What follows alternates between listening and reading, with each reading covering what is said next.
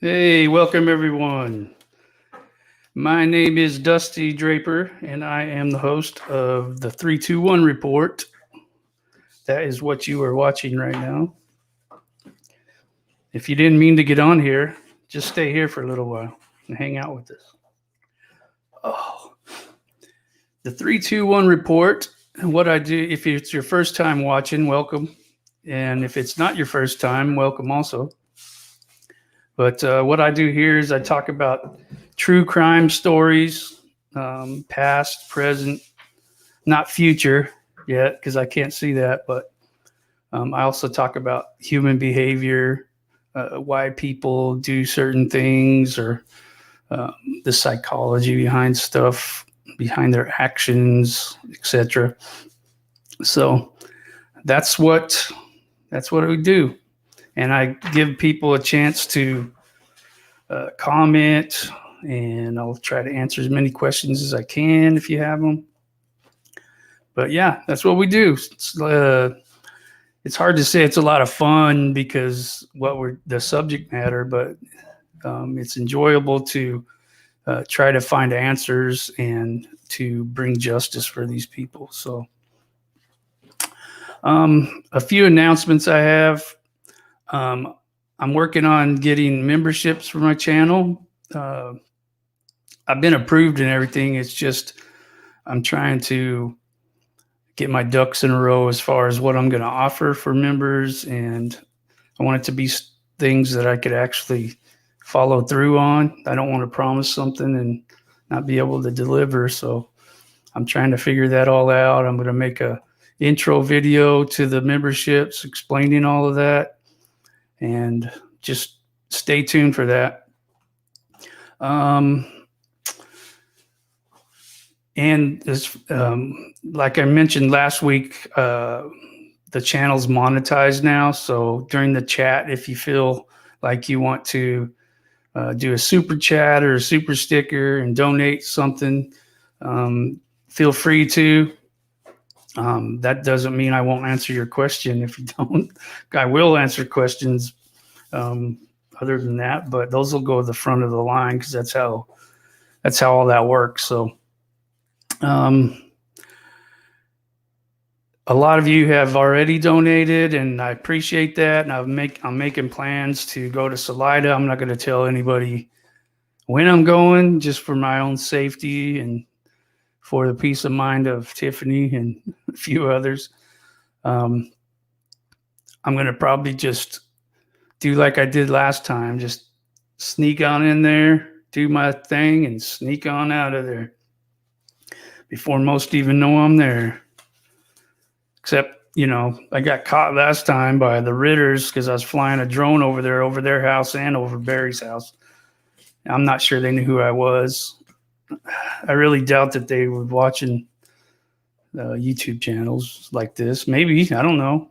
Who knows? I'm going to get a drink. Sorry, guys. My throat's already getting dry. My bad.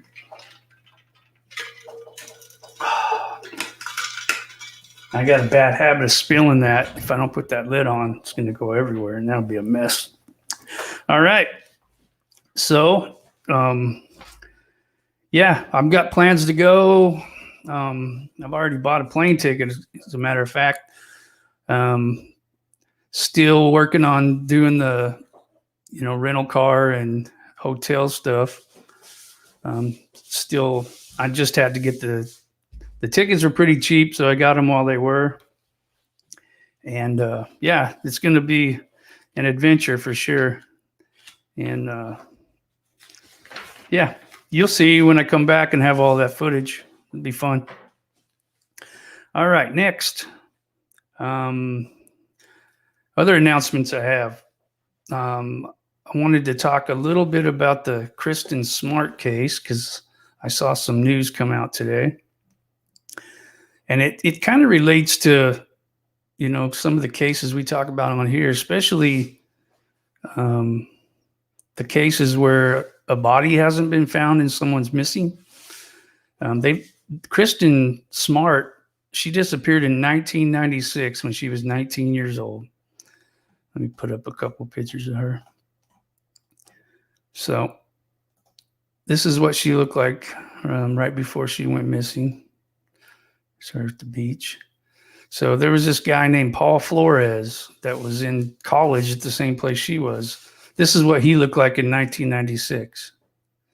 So this is what he looked like last week when he was arrested. Big difference. Isn't that crazy how, he was probably like 19 or 20 in this picture. I don't know how old he was, but she was 19, so they were around the same age. And he's 44 in this picture. And then you have his dad, who's 80 now. And 25 years ago, he was like, what is that, 55, I guess? So, yeah, he got arrested too for conspiracy. There's another picture of old Paul. What a life. For 25 years, you've done something horrible like that, and you're just hiding out, waiting for this day right here to happen, just dreading it. And no way would I want to carry that kind of burden around. So anyway, the news that I saw today was this here. I'll read a little bit of this to you. It says Paul Flores, 44, was charged last week with first-degree murder after allegedly attempting to rape Kristen Smart in his dorm room in the 25-year-old cold case. California investigators probing the disappearance of a college student in San Luis, I don't know what that word is, but nearly 25 years ago, have reportedly found evidence that Kristen Smart's body was recently moved from underneath the home of the father of the man suspected of killing her. So this is underneath his house. See those investigators down there? And here's another one. So they're saying shortly before these guys were arrested, they recently moved her body, which wouldn't be anything now except bones, right? Says Smart went missing in May 96 and Paul Flores, 44, was charged last week with first-degree murder after I already read all that. This is just another paragraph saying it. His father, Ruben Flores, 80, was charged as an accessory after the fact for allegedly hiding her body. His home is about 13 miles away from the campus. Investigators are in possession of biological evidence that makes them believe the victim was buried underneath Ruben Flores' deck at one time. Prosecutors said in court records, adding there's damning evidence that a body had been buried in that location and then recently moved. The county probation report was obtained by the newspaper. Both men deny any involvement in her disappearance. Her body has never been found. It says dozens of women have recounted Paul Flores' sexual assaults and predatory behavior that document his 25 years as a serial rapist. That's terrible. He got away with this one murder and he goes on and he's a rapist for 25 years. Unbelievable. The arrest last week followed significant developments in the case in recent years as new witnesses came forward. Investigators monitored Paul Flores' cell phone and text messages, and searches were conducted at separate homes where Flores, his father, mother, and sister live. They said that a podcast host helped break that case, which is awesome. That just goes to show you can help out in these cases. People, might say, well, these YouTubers, I get this a lot. I'm not talking to any YouTubers. I've already told the authorities what I know. Okay, well, that's cool. But, wouldn't you want not just the authorities looking, but others looking too? I know people say, well, you're going to mess up the case. You're going to do that. I mean, they don't tell me that personally, but I hear that. And what what are we going to do to mess up the case? I mean, really, there's nothing we can do to mess up the case if the law enforcement officials are doing their job, right? What are we going to do? Exactly. Sorry, my nose itches. I'm not picking it. All right, so that's that on that case. That's crazy. 25 years later. The reason I wanted to read that, one of the reasons, is because you have cases where sometimes the body's not found, or it's found years and years later, but they can still convict somebody without a body. It takes a lot more to do so. So as far as I know, it's harder, but it can be done. So just have to have the right key of evidence, right mixture, right amount of evidence. All right. Excuse me. So I have, as you can see from the thumbnail and my description in the thumbnail of this episode, what I've been doing a lot of for the past week is going through old news articles in newspapers, TV interviews, TV newscasts, YouTube videos, trying to. The reason I'm doing is because I've missed a few things. That's obvious. There's so much information out there that you're going to miss something. Excuse me. And certain things have been coming to light that I was like, I've never heard that. So I was like, what else haven't I heard that can help with this case?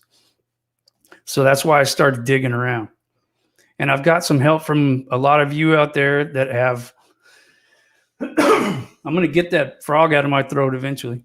I've been getting a lot of help from some of you that email me or message me on Facebook, or different ways you get a hold of me. Some people even call me. So yeah, that's why I've been doing this, is because I know there's stuff out there that we're missing.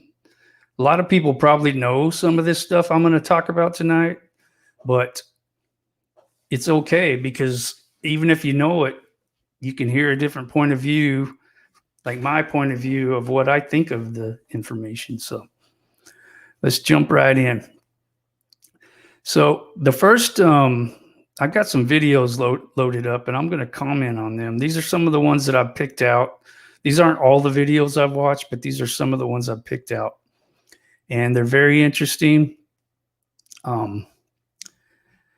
I'm excited to go through this stuff with you guys. So if you have comments or questions or anything, just let me know, okay? And keep it civil in that chat. I heard a lot of rumors last week. I didn't have time to go through the chat, but I have a beverage. Thank you, Cat H. See, I look over there, and I got to quit looking before I give my info. I just feel bad drinking it on here, but I guess that's better than hacking in your all's ear. So, all right, let's go. So the first video I want to show you came out.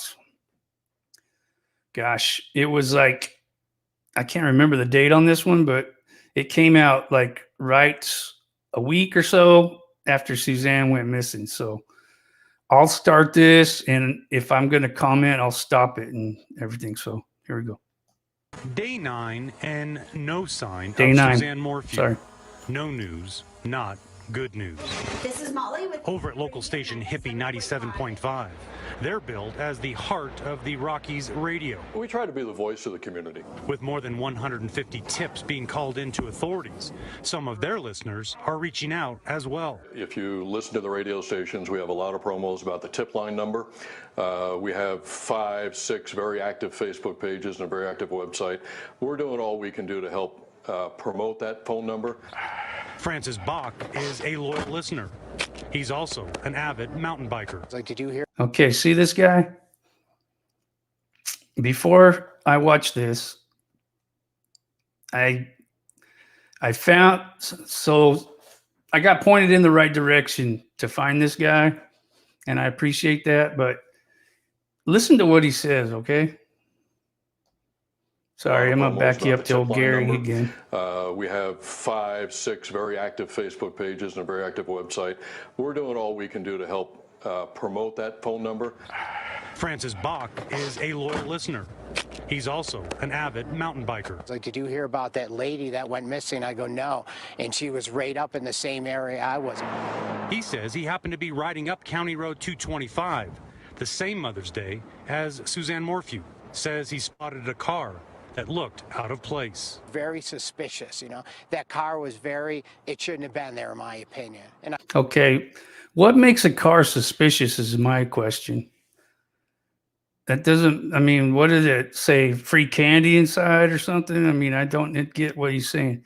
I bet you $1 though he didn't see Suzanne on that trail when he was riding that bike out there that day. So I'm not bagging on this guy. I actually called this guy and I have it recorded and I'll play it for you. But he didn't answer, but he text messaged me saying what I was saying earlier. I don't want to talk to any YouTubers. I've told CBI everything I know. I'm like, okay, man, but I'm just going to let you know. I was trying to get your side of the story. I said, I can respect that you don't want to talk to me. I said, but I was trying to get your side of the story because I want to talk about you anyway. So I was just giving you an opportunity. So he never wrote back. So here we go.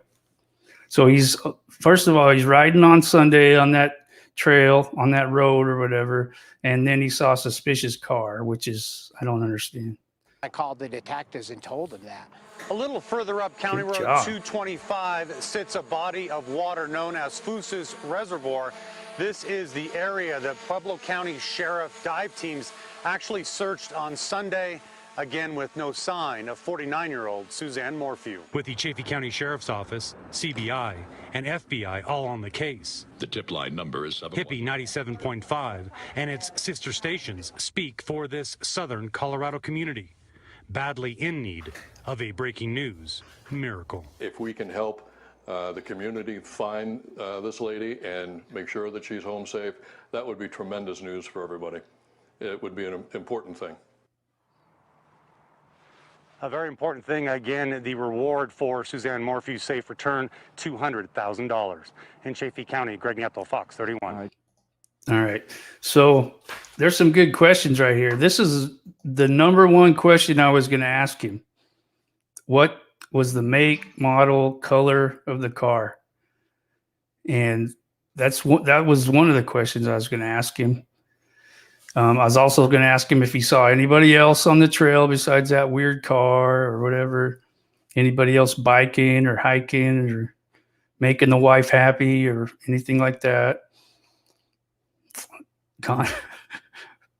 That's funny right there. Franny Pack. That's good. Because his name's Francis. When I think of a man named Francis, I always think of that guy on Pee Wee Herman. That big guy. I don't want to say fat, but he was big. I guess I said it. But anyway, yeah, that's who I think about when I hear Francis. So, yeah. So that was the first time I've ever heard that. I've never heard that he was on that road that day. And that good thing he went and talked to CBI, volunteered. Hopefully he did. He said he did. He told me that too. But good thing he did because, man, he was putting himself right into the mix, wasn't he? I don't know. I still don't get the suspicious car. I mean, just sitting there. I mean, I don't see why I'd be suspicious. Maybe there's just a suspicious guy inside of it or, I don't know. Anyway, so I'm not going to bag on you too much, Francis. You're probably watching because I told you I was going to talk about you. But, yeah, I was also going to ask him, what plates it had on it. That's the first thing I would have done was if I see a suspicious car, I'm going to figure out what the license plate number is, what state it's from, You know, I wonder what he told CBI. Yeah. So anyway, let me read what he said exactly. Because, I mean,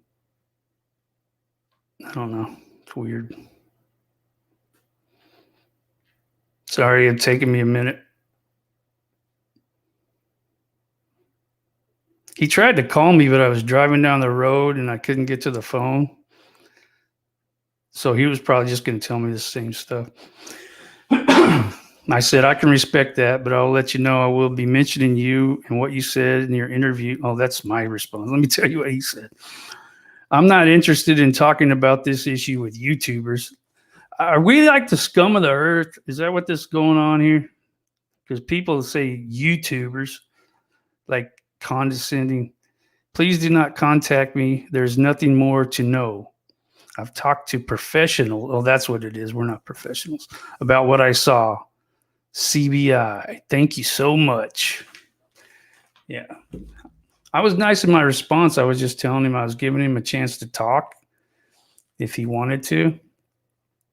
And tell his side of the story and give us a little more information about the car. But, you know.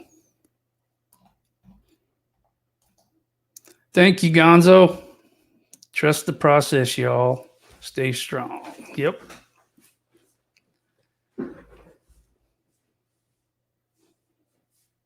Yes, I do. Go ask him. It'd be nice to know. Thank you for the donation, Gonzo. Appreciate that, buddy. Excuse me. All right. So, second video I want to talk about tonight. Second thing that I had some more questions about. So, a lot of things were pointing me to this search of the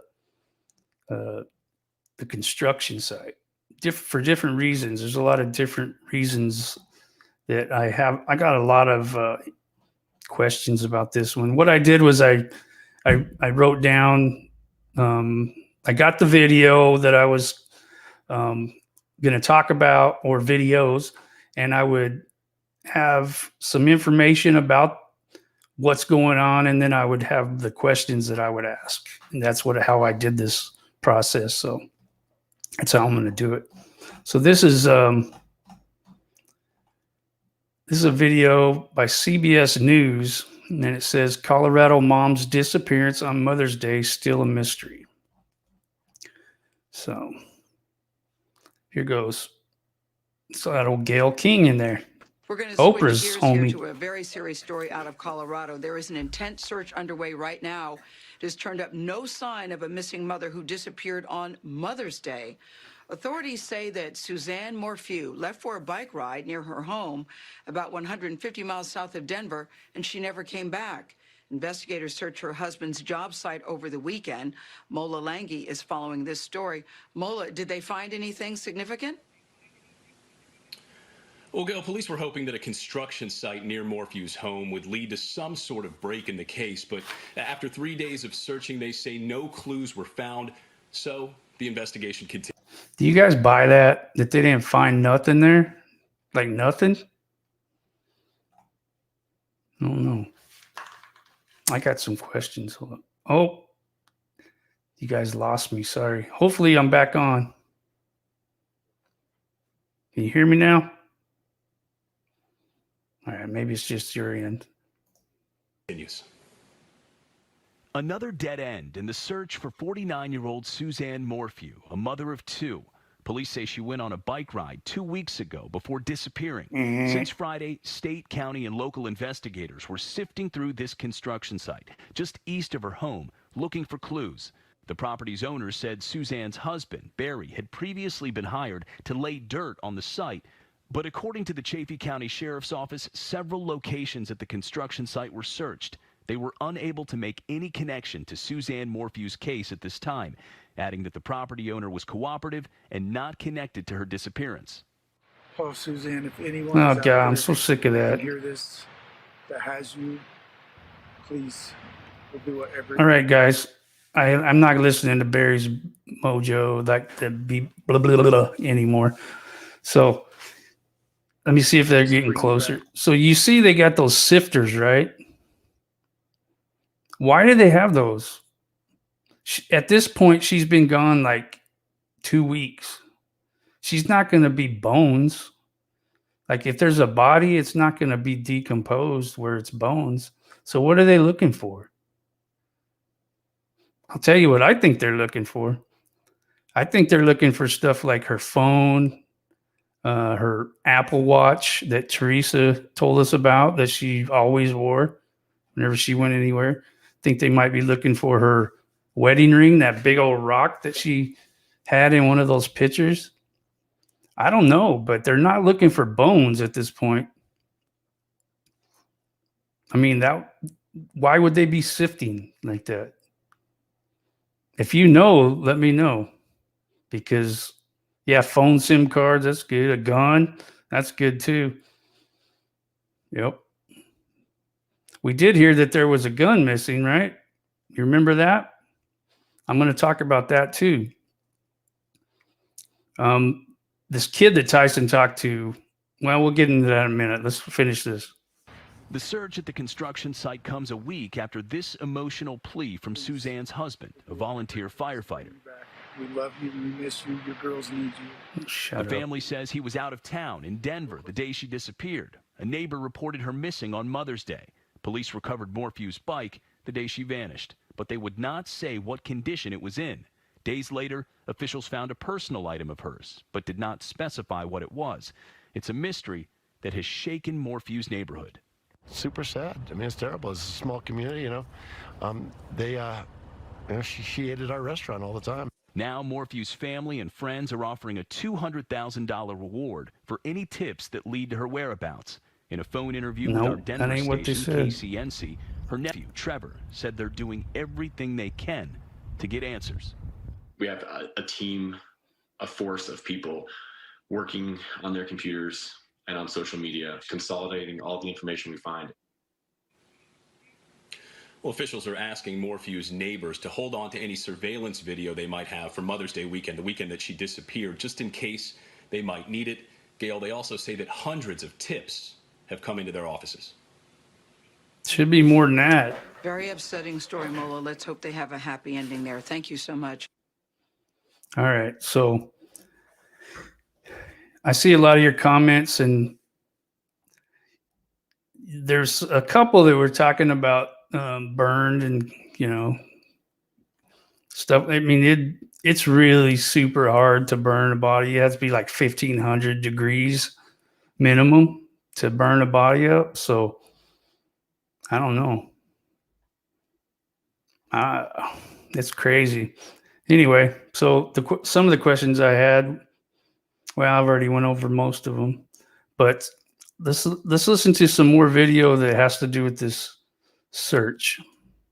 So this one comes from, I took this part from one of Paula's videos at Plunder. I think she's the one that transcribed it and put the words on there, so you'll see that. But what this is like this guy named Greg Nieto. He's a reporter from Denver, I believe. Here's a picture of him. This is him. He's one of the guys talking, and as far as I could find, he's talking to a guy named Chris, and this is a guy named Chris that works for the same news station. So I'm thinking that's him. Chris Parente, I think that's how you say his last name. But anyway, they're talking back and forth, and it sounds like that they think that Barry's about to get ready to get arrested. But this is recorded during the time that this search was going on. So here you go. It's hard to hear, so watch the words.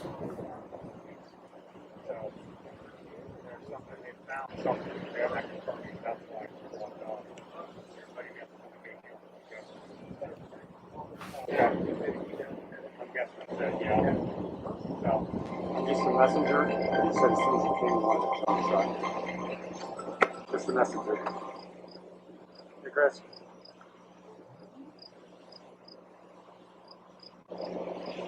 Can barely even hear it. I mean, I don't know if you've been following her Find Suzanne Morphew page, but all afternoon long, some people have been posting, you know, it's her, the husband's been arrested, they're looking for two other, he's already in jail. So again, I know none of that's confirmed, but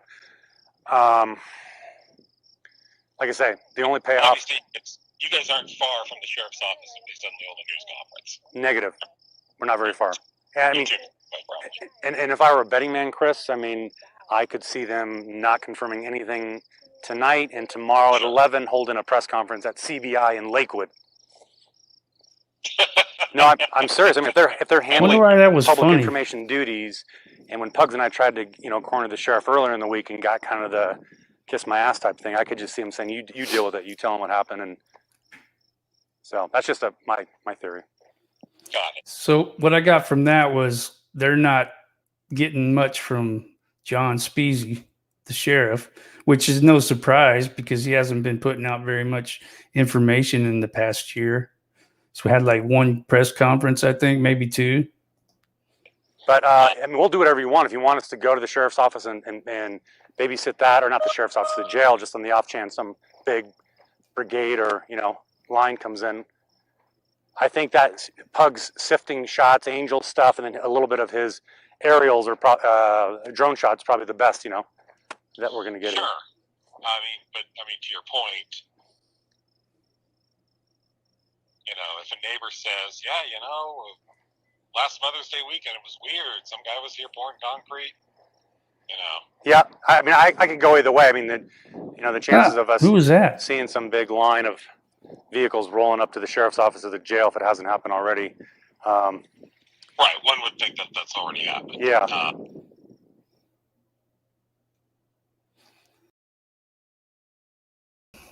Sorry. So it looks like they're like, let me get this off here. It sounds like they're like thinking there's going to be an arrest and something was found. I wonder what that made them think all that. That's really weird. Who was that guy that ran by? Did you guys see that? He's like fast, whoever he was. There's his head. Who was that guy? Speedy. All right. So, yeah, that was interesting. Really interesting. I don't understand why they thought that, though. That's kind of weird to me that they would think that. So, all right. So another thing I wanted to talk about, let me see if you guys got any questions about that first. Yeah, that's when it said it was on Plunder. I'm pretty sure that's who that was. That's when that was. Yep, they did. They thought, oh, yeah, we'll be down by the jail. They're still waiting down there.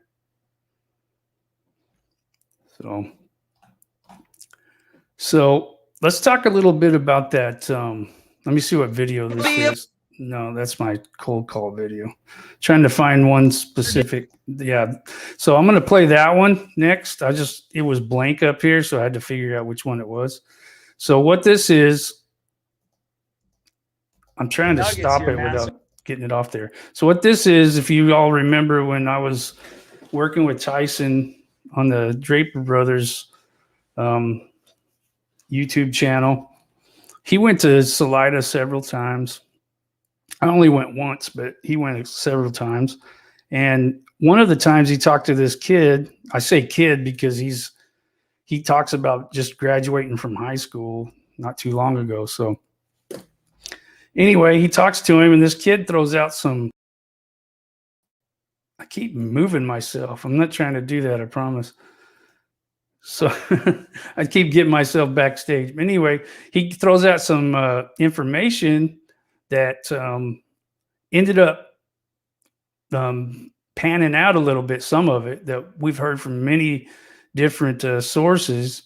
And I'll talk about that once we watch the video. But apparently he knows Macy's boyfriend. He said they were good friends and his mom's in real estate. So she knew a lot of people that Suzanne knew. So anyway, let's just listen to Tyson talk to this guy. Where did it go? Oh, there it is. I'm trying to do better with this being prepared. You're giving me some nuggets here, man. So you're saying that your mom is a real estate agent here in town? Yeah. And she's good friends with a lot of the people that knew Suzanne? Yeah, no, she was good friends with a few locals, or she is good friends with a few locals, and they were really close to Suzanne, and it was just, I don't know, it was really shocking when she went missing. Yeah, for sure, It man. doesn't happen here. Right, and you know the daughters, like you said you kind of knew Macy a little bit? Okay, so a good friend of ours dates Macy, and 5,000 people, our high school was 200 people, graduating class of 80, we know everybody. Yeah. So you went to school with the daughter then? She was like a freshman when we were a senior. But you're familiar with her though? Yeah, we all know her. We're not like close friends with her. Yeah. So what were you saying about there being like underground tunnels and stuff back in the day? Oh, so back in the day there was like they were bootlegging basically, like in the days of bootlegging. Yeah. There's all this network of tunnels underneath the city, and they connect between like the pub. And that's awesome. I called into the hotline and told them about that and asked them to check those places. So you think that those have been searched already? Probably. Yeah, more than likely. So. Yeah. But yeah, the big thing was when they started exhuming all the concrete around town. Like, I know they didn't officially release anything, but there's no way they didn't have suspicions. Right on. If they didn't do that. So you're pretty confident. I mean, this is all grapevine information, but you're pretty confident that the two daughters have independent lawyers. That's what I was told. That they're not. Yeah. Okay. That they're not sharing the same lawyer as Barry. No. Is that the husband's name? Yeah. Yeah. As far as I was told, no, they got independent lawyers as soon as stuff started going around that their dad might have done it. Yeah. Which again, is not confirmed. But no. This is all just grapevine stuff, man. But what we're trying to do is get a lot of these little nuggets and put them together and make some sense out of this. To this, as far as I've heard, but I heard a rumor that the husband had hired some workers like around the house, and then he came out like a couple days after she went missing with a airtight alibi because he was like out of town, and then he claimed that a gun went missing from the house and like some other really sketchy stuff, and when they asked him about it, like they had no idea who it was. Really? Like he was like, I don't even have a name, but that's all rumor. I don't have anything to back that up. Well, it might have been rumor, but we've heard it many times from different people. So, yeah, that's pretty interesting that he said all that, and we're still hearing some of that stuff. I saw Troy Skinner's name pop up on here. Naomi, thank you for the super sticker, by the way. I saw Troy Skinner's name pop up on here, something about his brother being in law enforcement. And that's true. He was a sheriff in a town in a county in Indiana. His name's Tony, I believe. But that's a good question. Why do the girls need lawyers? I don't know. I'm not sure about that part of it, but I have heard about the gun being missing. I know that Troy Skinner was trying to, there was some comments he made in a Facebook group. He was trying to stick up for Barry, but it made Barry sound way worse the way he was talking about. He said, if he's going to go and kill Suzanne with a gun, why would he report it missing? I mean, it's like, don't you watch TV, man? That's exactly what people do when they kill somebody. They kill them with a gun, then they say it got stolen, So, yeah, it's crazy. Anyway, I'm glad that that youngster there spoke up. He raised a lot of questions about things, in my mind at least, and I'd forgotten about some of them. But yeah, that's pretty interesting. The gun thing, I've heard a lot of rumors about guns in this thing. I don't know if I would almost bet that Suzanne didn't get killed by a gun. If she did, it wasn't nowhere near that house, or they would have had lots of evidence. But that's just my opinion. I don't know. So anyway, all right, let's move on to the next part. This next part's going to talk about we're going to talk about the wall. And when I say the wall, if you haven't followed this case, from day one or whatever. You might not know what the wall is, but the wall is this place. It's Barry's alibi spot, pretty much, is what he was betting on. So let me show you these pictures. I'm going to have to share my screen here for a second.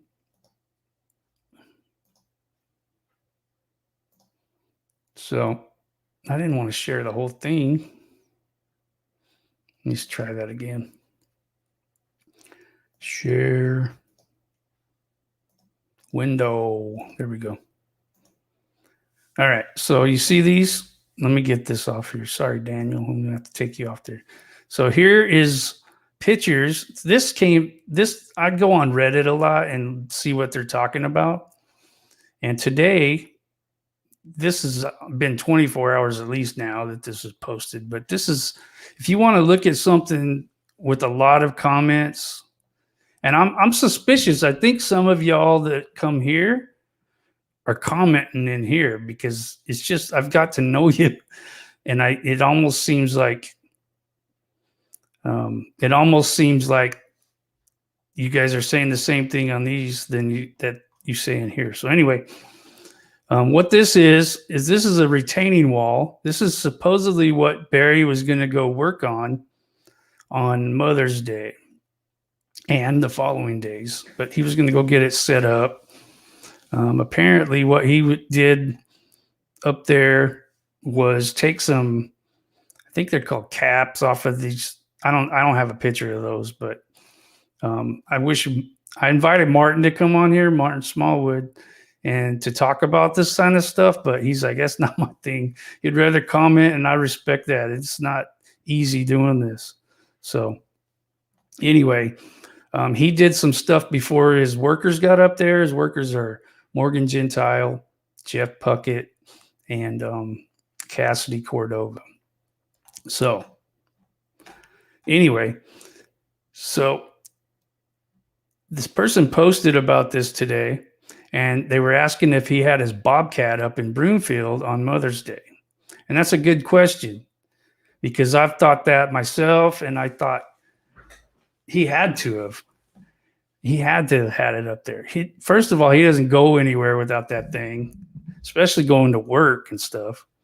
So I don't see why he wouldn't have had it. So second of all, it would have made the work that he did on this wall a lot easier. And some people were even saying that they saw markings on the wall where he had used the backhoe part of a Bobcat to get those caps or whatever off of those, whatever they're called. I don't really know. So anyway, I want to start by, I'm going to show you some of the comments on this post because they're really interesting. But I'm going to play a video that Lauren Scharf put out a few months ago. And that is talking specifically about the details of this wall and stuff like that. And I didn't play the whole, I chopped it up and put it together and took out some of the parts that I didn't want to talk about. So anyway, yeah, the copings, I think that's what you're talking about. Copings, yeah. Yeah, those. That's what I was trying to remember. Thanks, Martin. All right, here's the video. I'm going to stop it when I want to comment. So video of what the walls look like now. There's a slight curve in the more eastern wall, and the longer western wall is straight. Guess what? It's less than a mile away from the Holiday Inn Express and Suites where Barry checked into, and where Morgan Gentile, Jeffrey Puckett, and Cassidy Cordova stayed at. A 2-minute car ride. I know you're probably wondering if there's any surveillance cameras in the area facing the wall. I looked, there isn't. The wall work was first worked on by Barry's crew. Okay, hold on. Isn't Barry's, he must be carrying a horseshoe around in his back pocket. He's the luckiest guy in the world because there's never any working cameras wherever he goes. He didn't have any, the cameras on his house didn't work. Just happened to be out of commission. I haven't heard if there was any camera footage of him at the Broomfield Hotel, but apparently he said there's cameras all over that place. So, I mean, maybe they didn't pick up him doing anything. But now there's no cameras at this place. this construction site where supposedly there was supposed to be cameras. So anyway. In October of 2019 by Cassidy Cordova and Cody Cox. The worker I spoke with mentioned that Barry didn't do work on this original project, he just delegated the work. He also said after they completed the job that the walls needed to be fixed. Quote, "It was horrible. They did a miserable job like kids did it." Morgan also admitted this to me Or about meth the heads. eastern wall, that it was crooked and that they came to redo it that Mother's Day.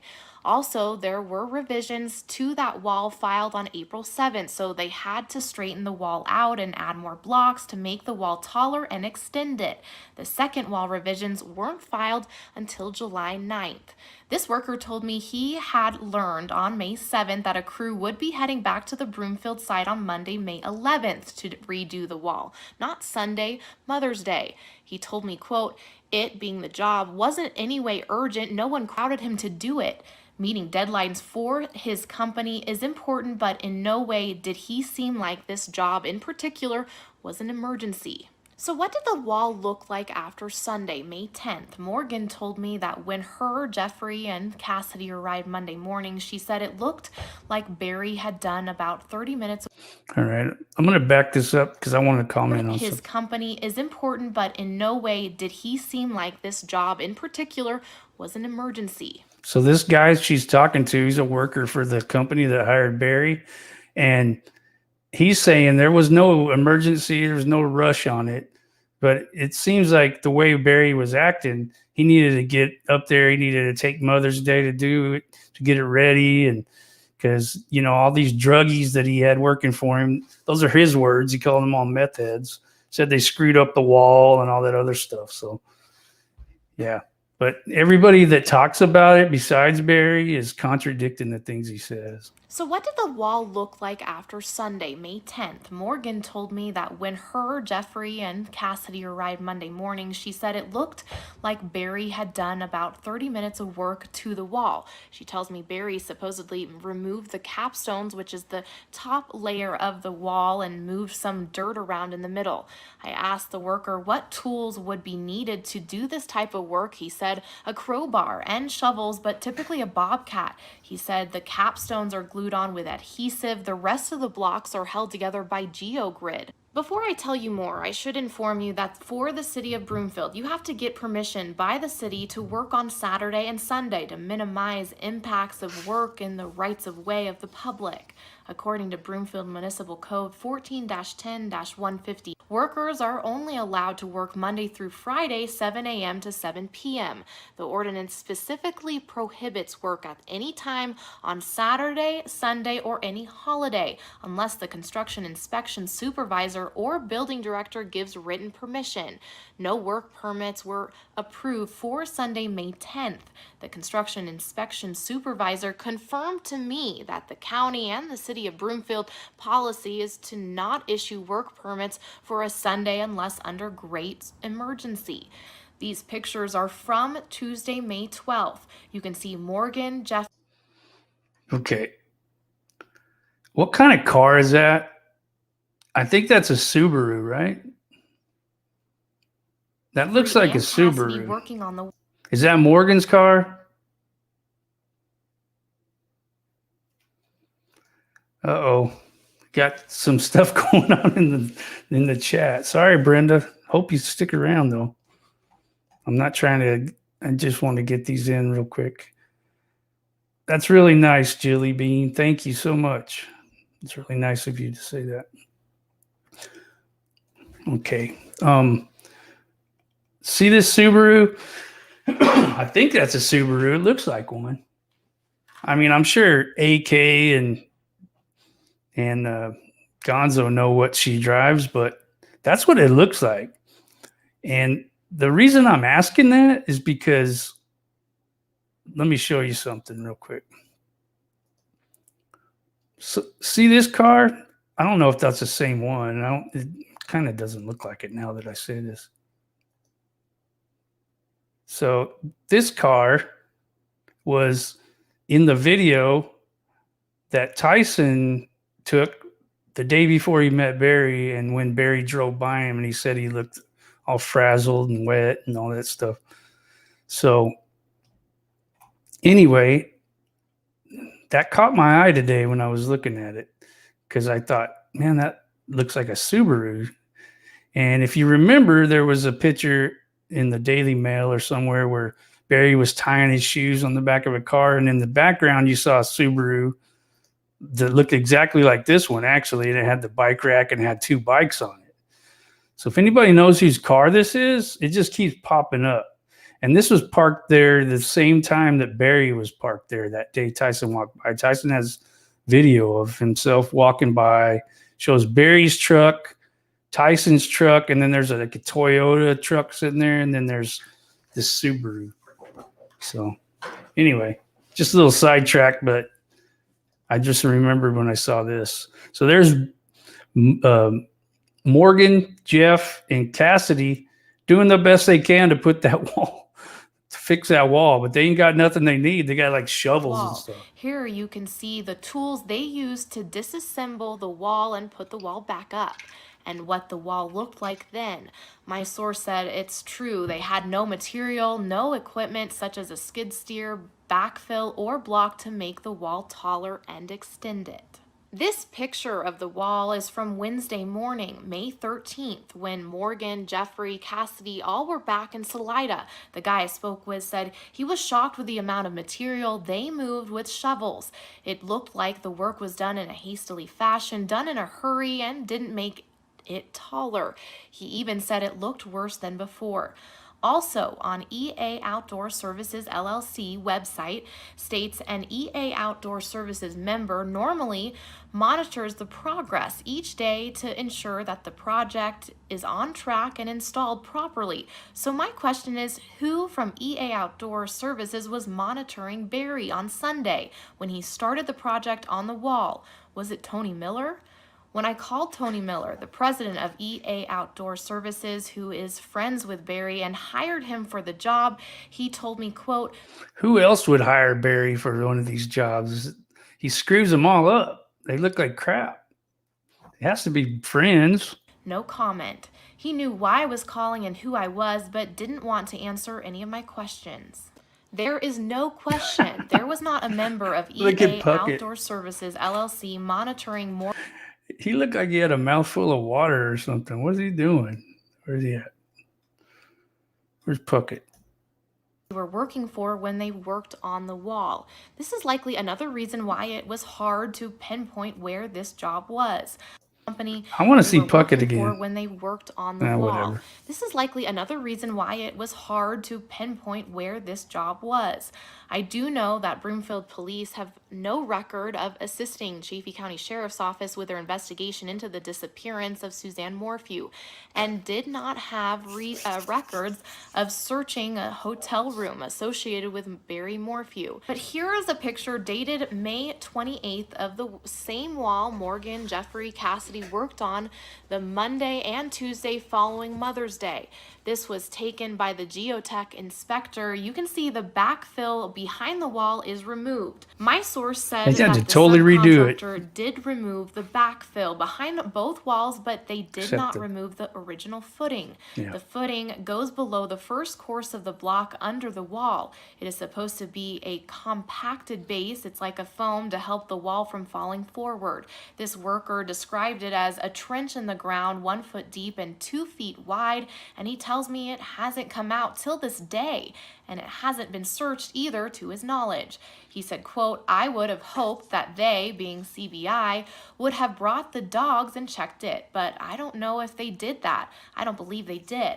They never looked to my knowledge in that area. He thinks they need to go back if they haven't. Again, since the job had mostly been completed in that area, there were no cameras looking at the wall at that time. Typically, the general That's confusing, because how they get the pictures of these people, like Contractor Fucking would them put up a working. construction monitoring system on a pole, but it was removed before Mother's Day. So therefore, there were no pictures or video of work being done on Sunday. So another question I had was, did Barry get paid for the wall job? I was told the total of both walls were about a $70,000 gig. And Morgan told me that the one they worked on to fix was a $30,000 job, which is the exact amount on the permit.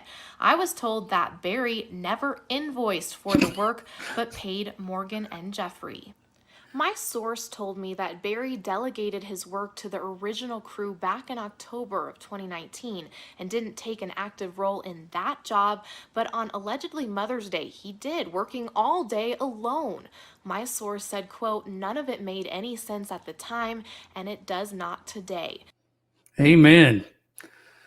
So, what do we get from that? She did a good job on this. You know, one thing I would have told her to prove it was she should have got Martin's graphics and stuff. That would have been awesome. She should have asked him. So I see a lot of comments. I didn't think Cassidy was there. Far as I know, from what I've found in my research, Cassidy got there on Monday at 6 a.m. Yep. 6. I just double checked it. He said he never saw Barry all weekend. So I don't think any of those others did either, except Morgan. So let's get to some of these comments on this Reddit post because they're really interesting. Let me get those. So they were talking about, was the Bobcat up there? And so, oh gosh, this is going to be impossible for me to read this. See how little it is.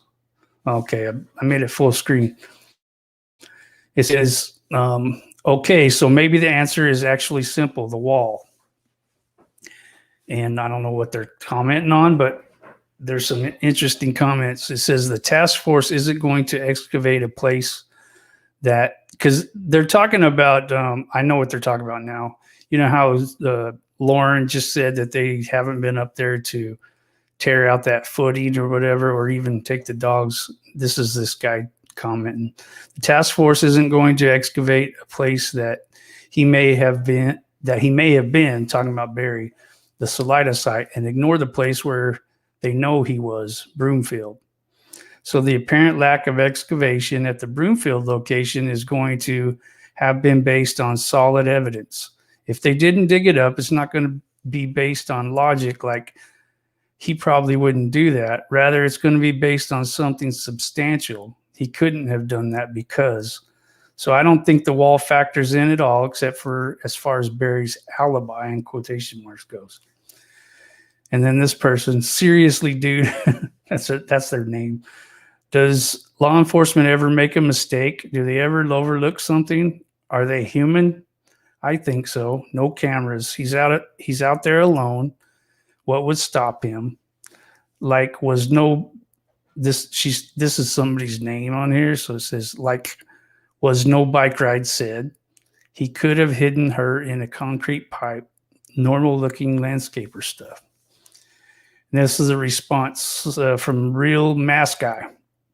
Local law enforcement certainly does, but we're talking about CBI and the FBI here. They are methodical and know what they are doing. Just ask the families of Kelsey Barrett and Kelsey Schelling. I don't know who Kelsey Schelling is, but some of you probably do.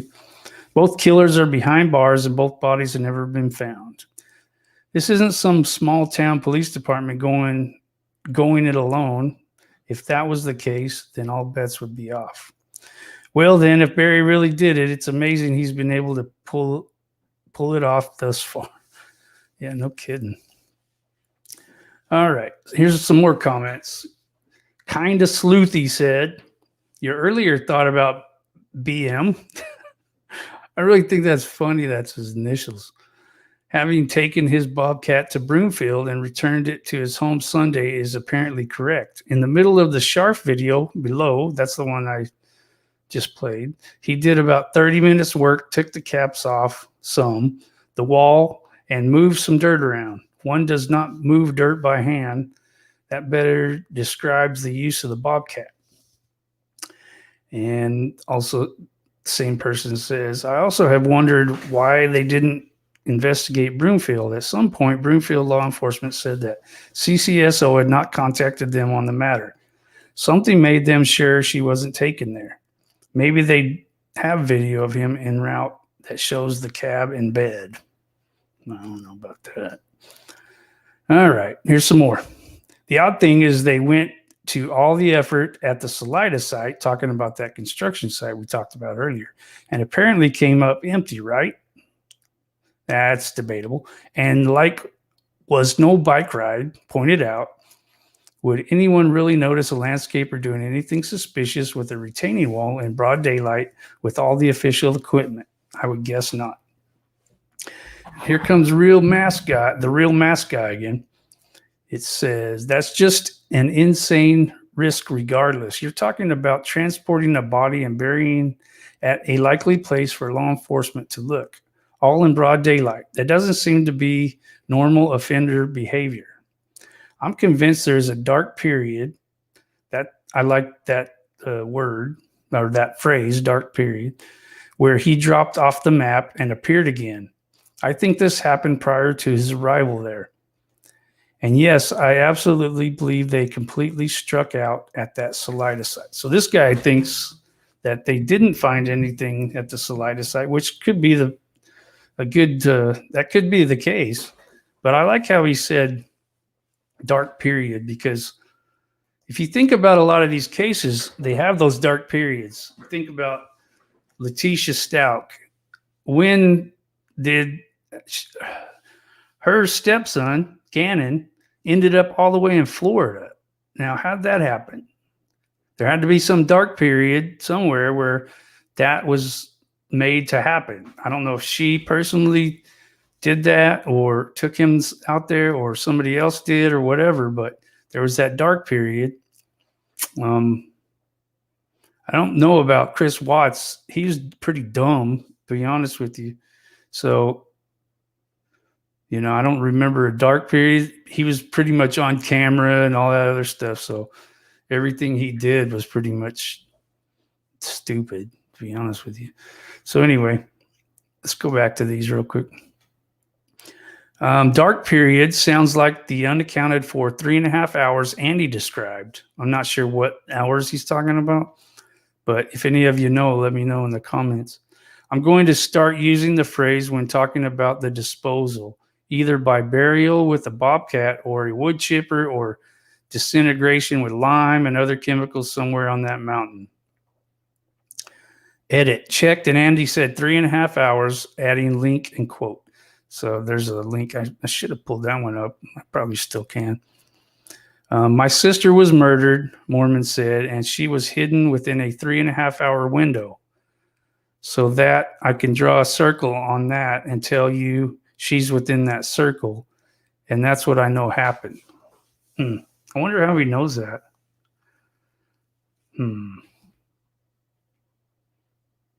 That's interesting. All right. So my sister was murdered. Okay. That was just repeating that other one. I would agree she is probably just off the main route in a deep body of water. There are so many to choose from along the way to Broomfield. And this guy says, personally, I think she's in a fairly deep hole off the beaten path at a place he knows. The killer bobcat doesn't factor in, but Barry's bobcat. He's getting bobcat and mountain lion mixed up. Ironic if true. I agree there are so many mine shafts, and he would be familiar with the landscape. Whoa, now wait a second. This is that seriously dude person. Whoa, now wait a second. You're not going to bail out on the walleye deal now, are you? And was no bike ride. That's this guy's name. Was no bike ride. I like that. Let's face it. Only a man who is not in his right mind or thinking straight or on drugs would even contemplate burying her there. No, we are talking about a criminal mastermind here. This must be sarcasm. One who hasn't put a foot wrong and is meticulous in his planning, like, I don't know, I don't know how to say that, but it's from Sherlock Holmes. You got to admit when on the wrong track. You got to admit when on the wrong track. So yeah, I am bailing out. Would still like to know about the digger and why he kept his crew there. Just one question. What is normal offender behavior? Is it like Chris Watts, who buried his whole family at work right under everyone's nose? Or the Lori Vallow, who buried them in the garden? I could go on. Which normal offender behavior do you refer to, and what category would Barry fall into? It might help us narrow down our search. All right. Sometimes the best place to hide something is in plain sight. This was the interesting one because these people had some good comments. So wasn't the wall in Broomfield located by the RTA station just off US 36, beside Flatirons Mall with apartment complexes all around? I'm familiar with this area and it's very busy with security cameras everywhere. I don't think anyone would risk transporting and burying a body there, as they surely would have been captured on video, especially if that person had the option to bury someone in a very remote area such as Chink. That's true, but apparently, from what Lauren Sharp said, he wasn't on any videos. But I had written off the idea that Barry had buried Suzanne at the Broomfield site at the very start. The fact that it was very exposed and overlooked by houses and besides a public walkway, I would imagine walkers, joggers, bikers, and kids playing all frequent that area constantly. I just couldn't see it. Also, if her body was found there, Barry would be implicated directly, caught, and jailed. So what would they have seen on Mother's Day? A guy in a bobcat removing wall copings and removing some blocks of a badly built wall and doing a bit of digging. Would you pay attention to what he is doing exactly? What if you saw the same guy up a dirt road in a remote location with or without his bobcat? What would you think? Which one is more suspicious? That's a good point. Yeah, I don't know. And this person responds, I do know that there's been a lot of earth movement in that hillside where the townhouses are being built above the wall. Surely BM was informed of this, and well, even if he wasn't the original contractor, that the earth behind the wall was likely pushing it forward, causing it to become crooked. And maybe the wall was a shoddy job to begin with, but in my humble opinion, if it wasn't relatively straight when it was first built, I doubt it would have passed the final inspection. So anyway, pretty interesting stuff. A couple more real quick, and then we'll move on. When he knew there would be a very high probability of it happening again, and the wall needed future repairs or torn out and rebuilt completely. Remote location and the cameras were not working at the job site. Like I said, he's a lucky dude. So here's what the Bobcat was doing on the day that one of the days they were searching the place. And I always thought it was interesting that they tied that police tape to the Bobcat. I mean, I guess just for convenience maybe, but what's that police tape separating? Are they not going to include the trailer in this separation? Or I always thought it had more to do with maybe they suspected something was up with that Bobcat, especially after Barry came out and said, corrected something that he said something. He told the investigator something wrong about the Bobcat. Can't remember his exact words, but he was admitting something. And usually when somebody comes out and admits something like that, there was more. That was just the least thing that he could have admitted. So, all right. Another thing, I got a lot of stuff tonight, and I'm already at an hour. So, Okay, so there was another thing that caught my eye this week. I don't know how I came across this because it's kind of off the beaten path from what we're talking about. But I noticed that there was this pastor, and let me get this, let me clarify something before I play this. This is a pastor giving a prayer about Suzanne and Barry. And I believe in the power of prayer, and I'm not mocking this guy at all by playing this. And I don't want you guys to take it the wrong way, but I do feel like there's a lot of information in there that he gives in this prayer that is pertinent to this case. And so this preacher is from the pastor, I guess is what he is. He's from Trinity Baptist Church in Westfield, Indiana. And apparently that's where Suzanne and Barry used to go to church. I don't know if that's where Shirley goes, but this was taken at that church on like a Valentine's Day or something. Well, no, it says, well, yeah, I guess it could be 2/16, and they could have had a little early or something. I don't know. But anyway, yeah. So I'm going to play a little bit of this. It's pretty, I don't know how long this clip is. I can't remember, but I might not play the whole thing. And that it feels a little bit weird interrupting a prayer because I'm going to stop it and comment, but this prayer's in the past. This is just a video of it. So it's not the same thing. One particular event this week, and that is the fact that Suzanne Morphew has gone missing. We'd like to take a moment to pray, and before we even begin the series, I'm going to pray for her, and then we're going to watch a video, and we'll get into the truth of God's word. So would you pray again with me right now for the Morphew family? Heavenly Father, we thank you for all that you do. We acknowledge that you are in control, and you know all things, and it is very hard for us to fathom why this is occurring. And yet we know the truth. Okay. I would just guess that when he says we know the truth, that he's talking about like scripture wise, like the truth is like gospel wise. I don't think he's talking about he knows the truth about what happened, unless Barry is confessing to this guy or something. I don't know.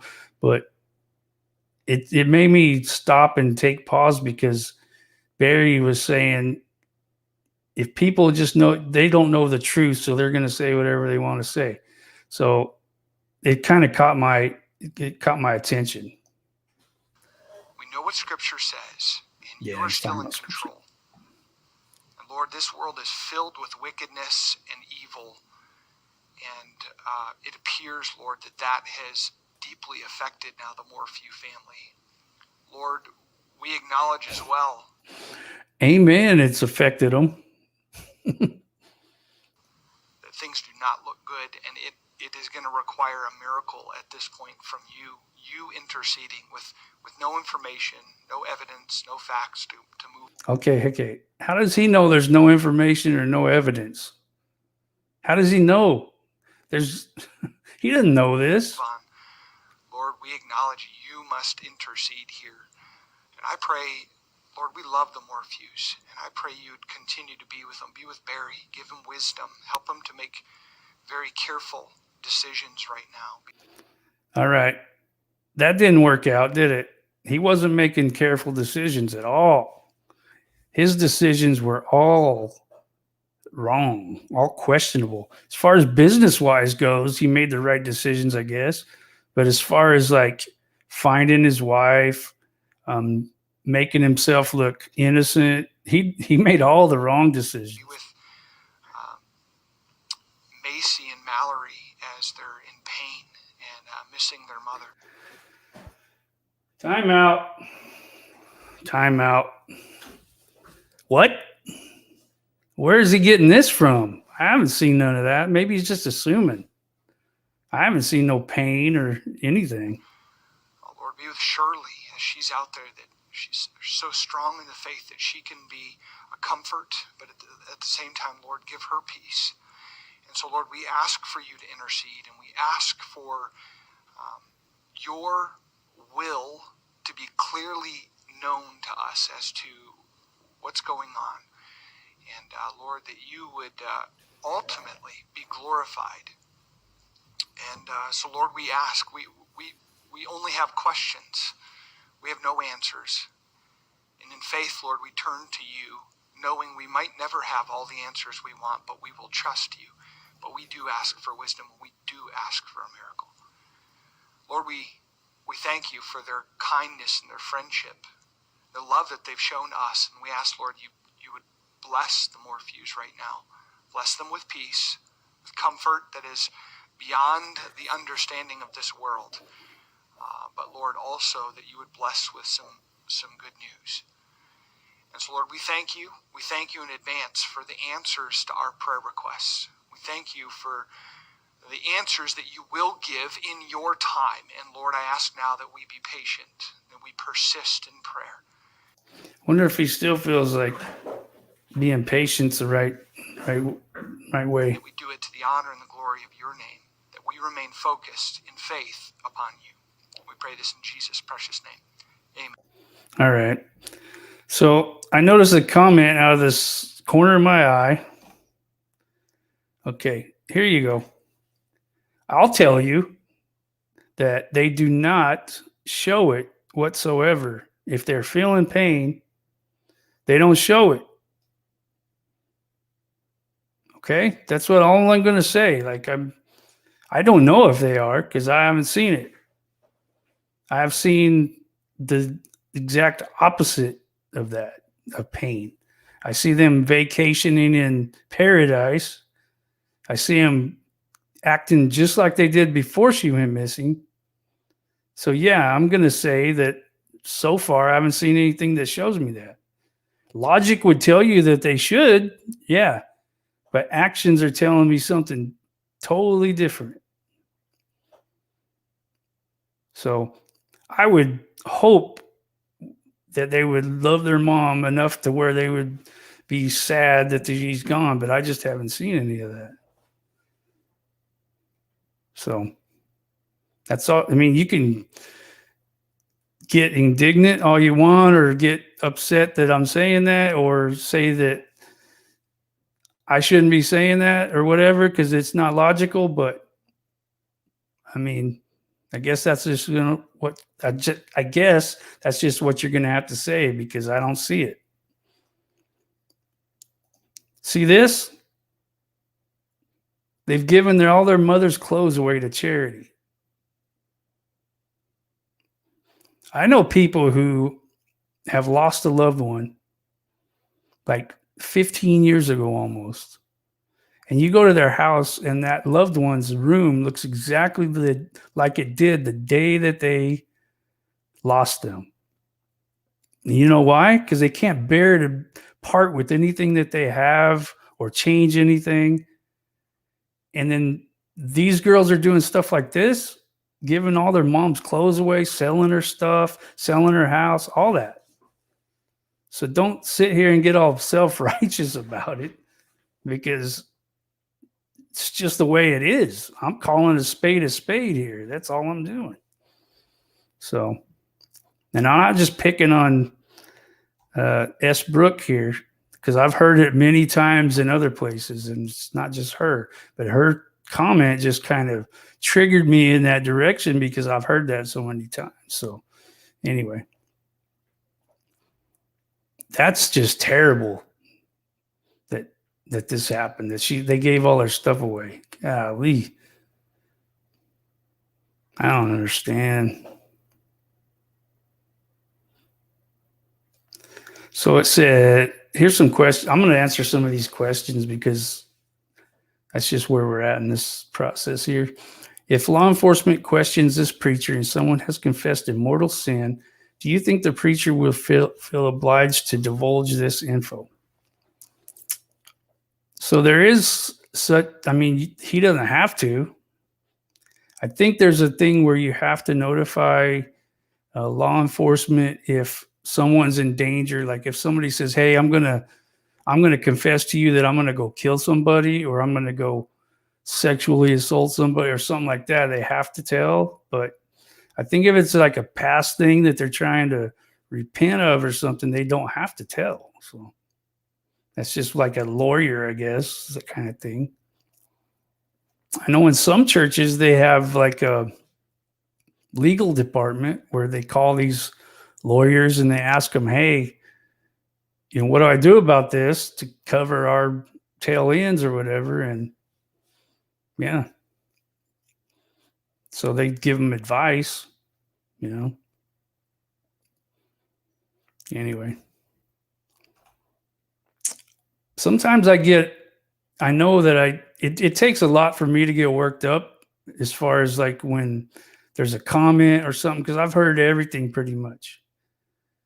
But I'm not going to sit here and pretend like I was reading. Okay, let me give you an example. I was reading in Web Sleuth today, and Web Sleuth has their admin put on the Suzanne thing. The admin put all these rules, what you can and can't talk about. If someone's not a suspect, like named by the police, you can't talk about them. There, no way, shape, or form could you mention the girls in there. I mean, all these things, and I'm like, what are you guys even going to talk about in here then? Like, what? Seriously, what are you going to talk about?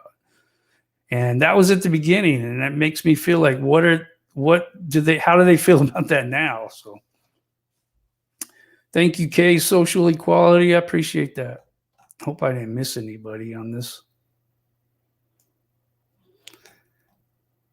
So, yeah, I mean, I know everybody's different, but they're not that different to where you're just not going to care. Look at Kim's comment. I can't even wash a small blanket my cat who died laid on.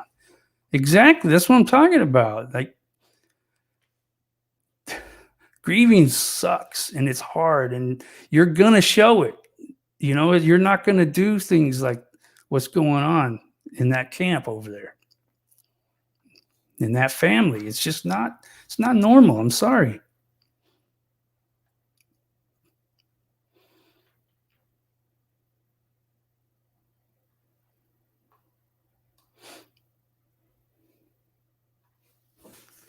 Sorry.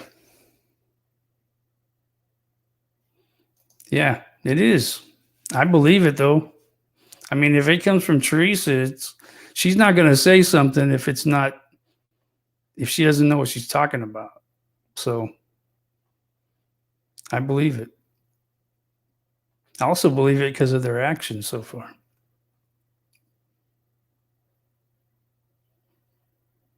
I'm waiting for April 30th to come along because I want to. I'm sorry if says I've missed a bunch of these. I'm really sorry. I'm going to go back and see if I can find them. I appreciate you guys.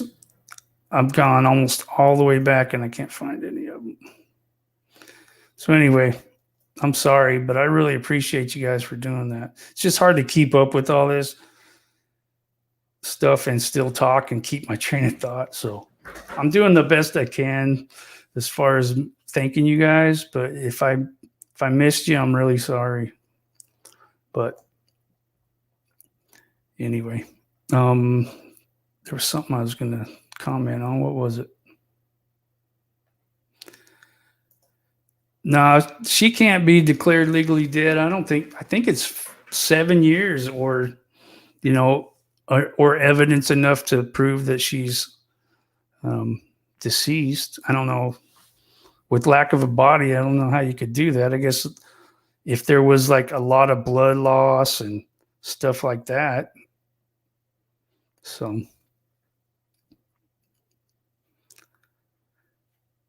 I don't know. That's a good question. Would a pastor be considered a mandated reporter? I don't know. Nothing that a Google search can't find out though. Let's check it out. It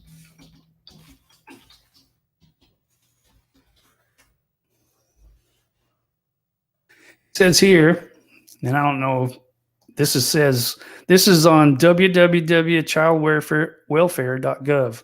Any clergy member who knows or has reasonable cause to suspect that a child, and this is just about child abuse, I guess, and neglect and whatever. All right, let's go. Mandated reporter without exception. Many state mandated reporter laws include clergy persons in their list of individuals required to make reports of child abuse. It's all these are about child abuse. I'm trying to find one about murder or something like that.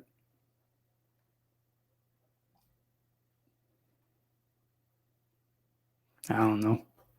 I'll have to look it up when I'm not on the air and live here. But that's a good question. And Brenda, that is a good point. You can't hide true grief. It's impossible. And it's terrible. I mean, I've lost some people close to me, but luckily I haven't lost anybody like my wife or my kids or I haven't even lost my parents yet. Or I haven't lost any siblings. You know, the closest thing that I've lost is my grandmother that was a huge part of my life. And I'll be walking the dog someday. She's been dead since 2001, November of 2001.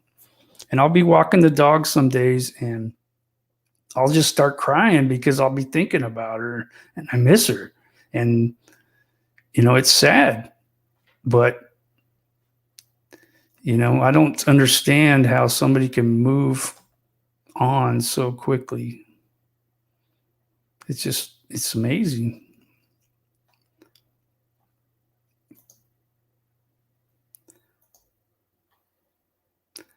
Dusty, what is your gut telling you? Will we ever know what happened to Suzanne? Okay. In my opinion, I feel like one of the only ways we're ever going to find out what happened to her is if someone that knows gets pressured by law enforcement and breaks. That's the only thing that I think is I don't think that we're ever gonna, I hate to say never, but it's gonna be hard to find her remains, I believe. That's just my opinion. I don't know, not really basing that on anything except time and being there in Salida and Maysville and seeing all the wide open country and all the forest and all that stuff and thinking, as soon as I stepped out of my vehicle up there on Puma Path, I thought the first thing that jumped in my mind was they're never going to find her, because it's just, where do you even start, you know? And I don't know, like, if they ever will or not. It's, as more time goes by, it just seems like, it seems almost impossible, I guess. And I asked this question to somebody last night. I said, why isn't law enforcement putting pressure on more people in this circle? Why aren't they getting them in and interrogating them? You see it in different cases all the time. They interrogate people, even people that, mostly it's people that didn't do it and they know something and they pressure them until they break and they say something. So I don't know. My gut's telling me that it's going to be a long process. Hopefully it's not like 25 years like the Kristen Smart case.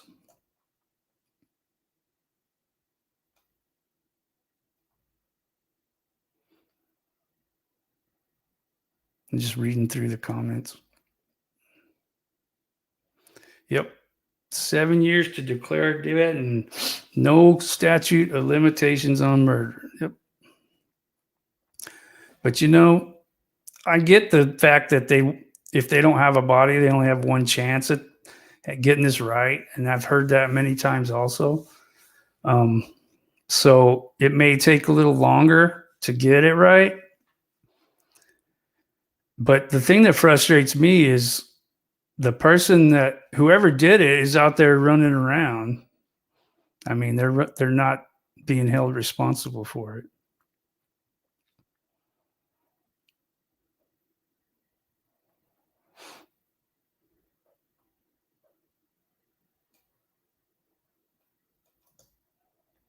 I've seen, yeah, let me read this, Judy. Thank you.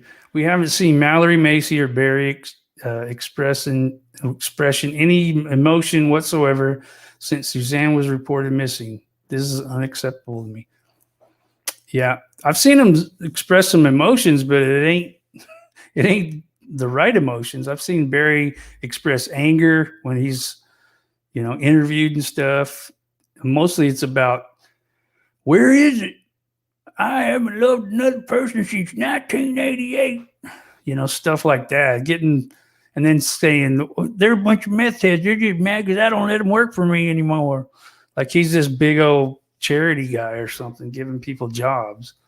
So I've seen him do that. I've seen the girls. I mean, they're showing emotion. They're showing like they're telling Chase happy birthday, and they're out throwing flowers, and they're out partying on the beach with some, on for their birthday on jet skis and stuff like that. So they're showing some emotion. It's just not what they should be showing if their mother's missing. Preacher's name, Daniel Minton, I believe is his name. I could be wrong on that. As far as I know, there's nothing wrong with him, but yeah, I'm pretty sure that's his name. Yeah, getting a tan. Yeah, I see that, Brenda. Thank you. I'm glad you stuck around, Brenda. So, yeah, that was 3 days after she went missing, apparently, that he said that. So,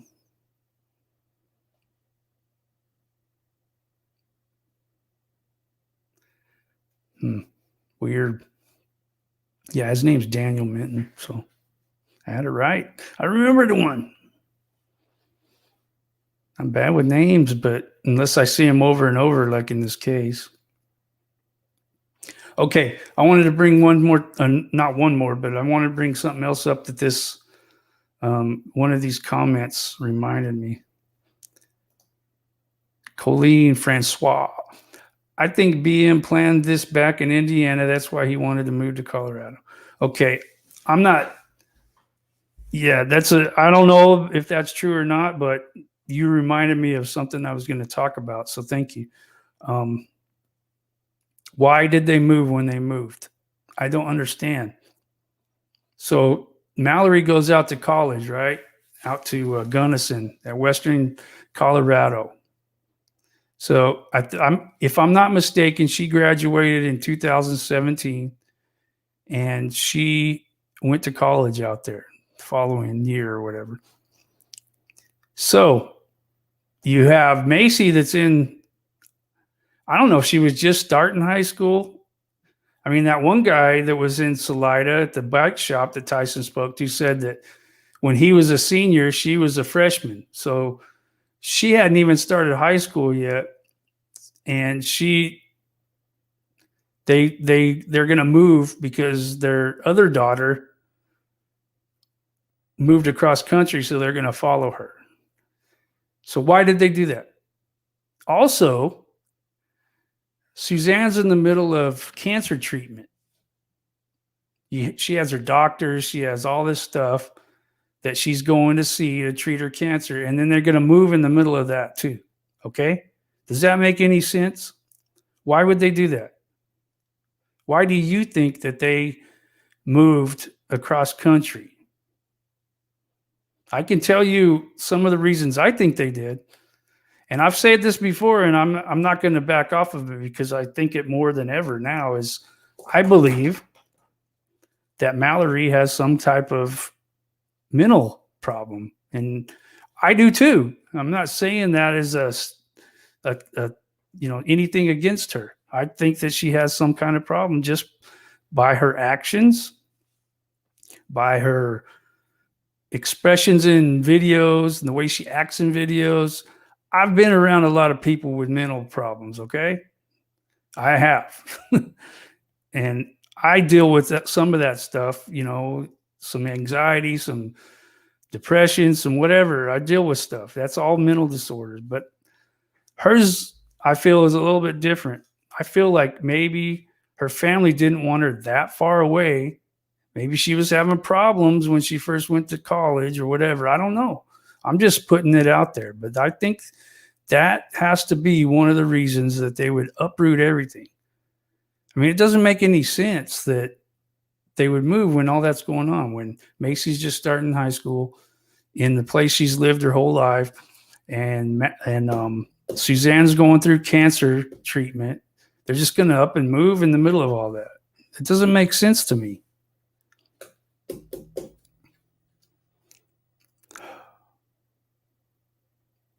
Oh, no. Weird. All right.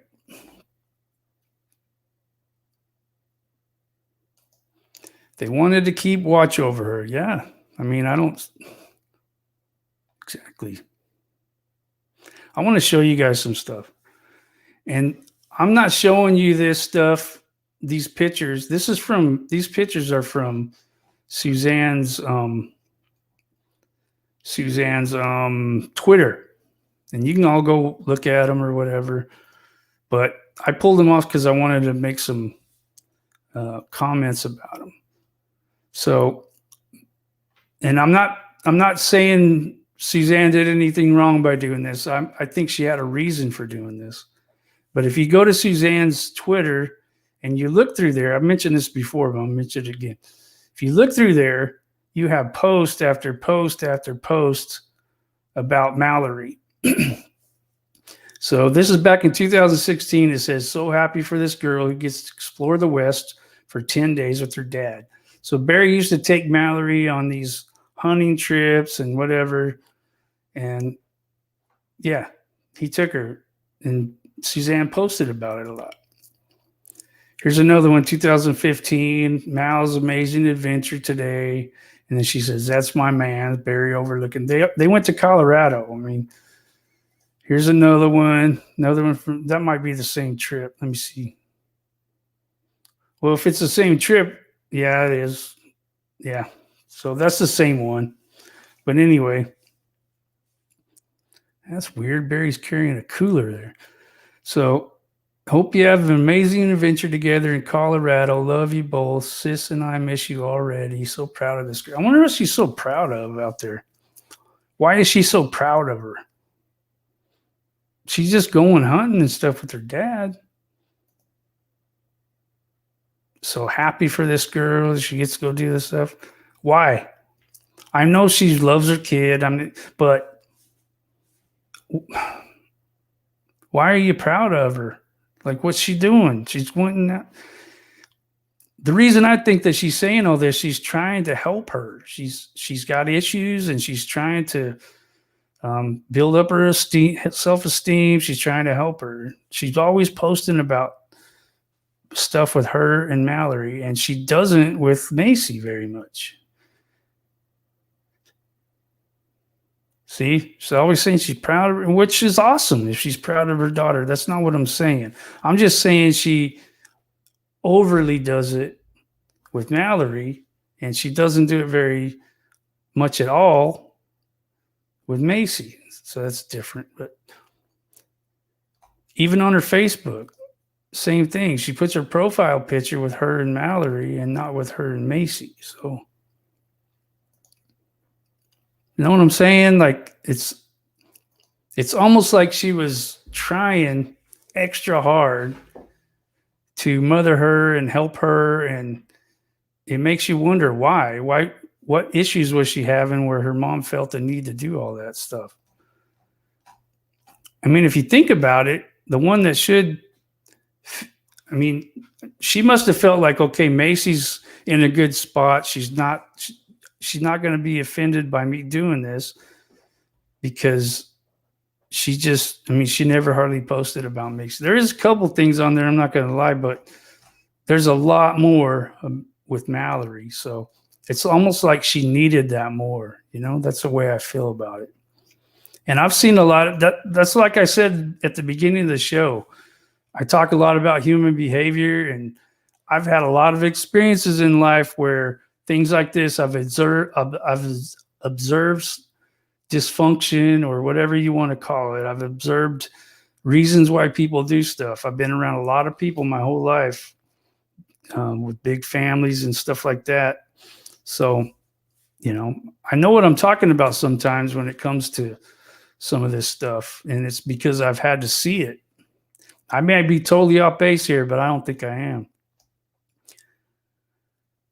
So there's a couple of the things that Suzanne retweeted and I thought were interesting. This one says, "I will never understand how people called to love their enemies can so often find ways to justify treating their own with hate and hostility." That's true. Even though there's Christian people out there, they're still human. This one was interesting. Just really look at what it says. "You make a living with what you get. You make a life with what you give." So I know y'all remember my cousin. Maybe you don't. Maybe you didn't see that episode, but my cousin Charlene was on episode number 21 of this show. And she was talking about losing her son, Colton. And he died in a car accident when he was 19. So the reason I bring that up is because she would tell me there's givers and there's takers in this world. And if you read this, it says you make a living with what you get, you make a life with what you give. She's talking about, Winston Churchill, I guess, is talking about givers and takers there, in my opinion. That's how I interpret it. There's people out there that give, and there's people out there that get and take. From all accounts that I've heard anything about from anybody that knew Suzanne, they said that she wouldn't say a bad word about anybody. Even when they were doing her wrong, she wouldn't say nothing. That's just not the way she was. She was definitely a giver from what I've been able to gather. Now, there's also takers in this world. And you can guess what these people that we've been talking about are. Just look. Look what they've been doing since she went missing. That's sad. She deserved more than this, and it sucks. I know a lot of you feel the same way as me, but you almost feel like you've known Suzanne through this whole experience of past year, that you've known her your whole life or something, that you're frustrated. There's sometimes people mirror things in your own life. Okay. It's true. If you think about it, it's like, okay, go hold up a mirror to everything going on and to Suzanne and everything she's been through. One of the reasons I feel like that it affects us so much is because we imagine ourselves being in her situation. Maybe people have treated us a certain way, or we've been in bad relationships, or we don't have the relationship we would like with our children or our spouse. And you think, okay, what if something happened to me? Like you think inside your head, well, these people don't appreciate me now. What if something would happen to me? They probably would. Well, this is like the worst nightmare type of situation. You go missing, something happened to you, and your family doesn't even care. It doesn't seem like they do. So what do you think that let's just for argument's sake, and everybody believes different. Let's just say that she's able to see what's going on, okay? Even if she's passed away and she's in a different place, okay? Just for argument's sake. What do you think she's feeling right now? What do you think she's thinking about? And that's what frustrates me, is like, unbelievable.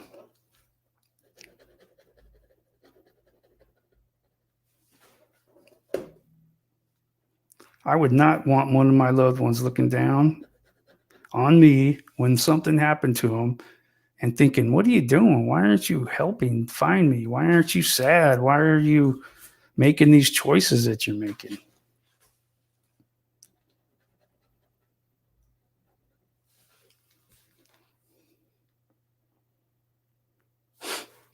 Yeah, I don't know.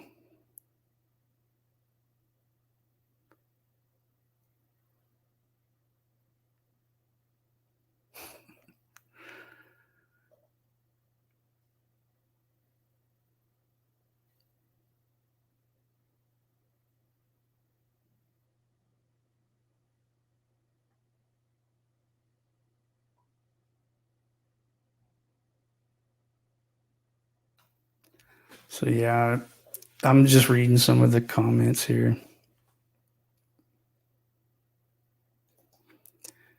Having cancer changes the family dynamics. I know myself, we both discussed our kids coping.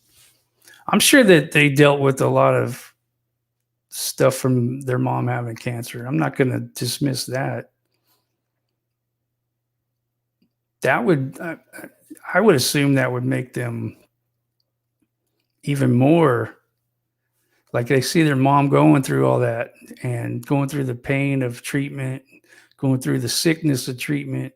And it would seem like there would be more of an urgency to find her to help her not suffer instead of the way that it's being portrayed. I don't know.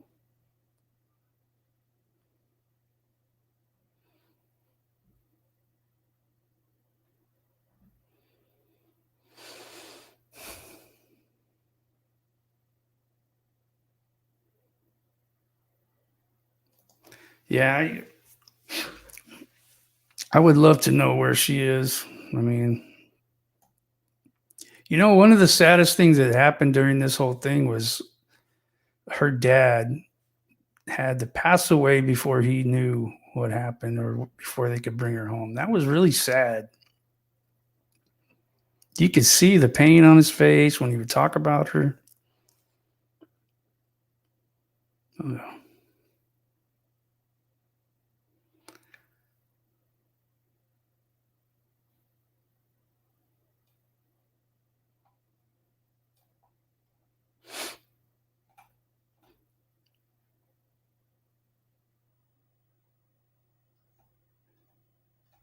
I'm just reading comments. Sorry, guys.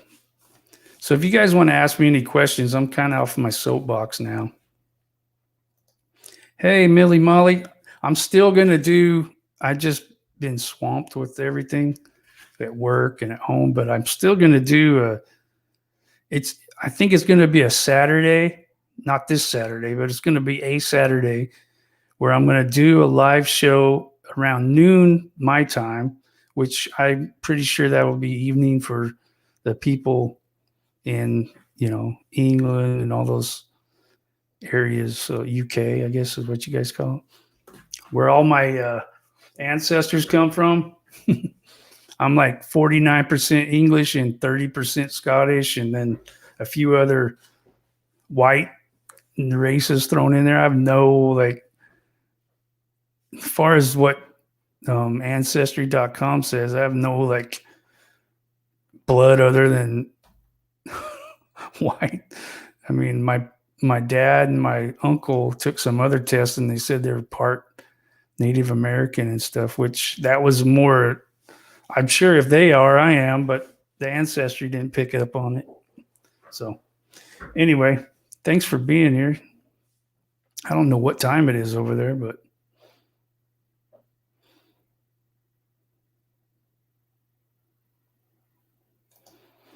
yeah, with cancer treatment, it's hard to do everyday things. You're sick and fatigued and want to stick with same doctors. If you move and you don't want to start with new, exactly. Be the last thing you would want to do is move across country and try to find new doctors. You're trying to be as comfortable as possible because you're sick and you're feeling like crap already, and you're going to add that burden. That's what I'm saying. But she did it because she's a giver. She's not a taker. And she wanted to make other people happy at the price of her comfort and everything else.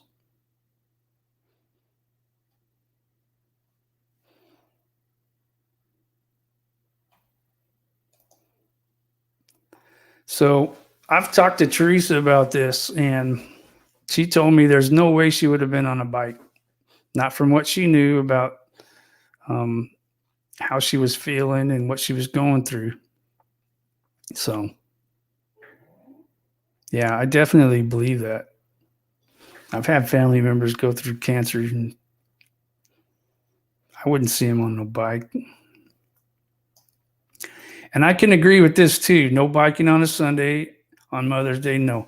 Okay, I get this because my family and I, we don't do that kind of stuff on Sunday. It's just our choice. I mean, we're not saying God told us not to or whatever, but we dedicate our Sundays to, going to church and doing things together as a family and, stuff like that. And we don't go on bike. The only thing I do is walk the dog because the dog has to be walked, but so I get why she wouldn't do it on Sunday if she dedicates her day to church and stuff like that. But then on top of it, you have cancer, and then on top of that, you have Mother's Day.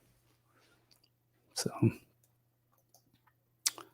all right, I caught one. Debbie Price, thank you very much. Does anyone heard or seen Andy and how he is doing? I saw that somebody posted a picture of Andy in a group, and he was working at Gene's his dad's hot dog place that he owns now. And they said he was doing good. I don't remember who it was or whatever, but this was recently. So, I don't know. I do have somebody I can ask though that's good friends with him and his wife. So I can ask her. And I will, and I'll let you know next. Those are cute goats. And too bad goats got to grow up and get ugly and mean. But those are cute ones.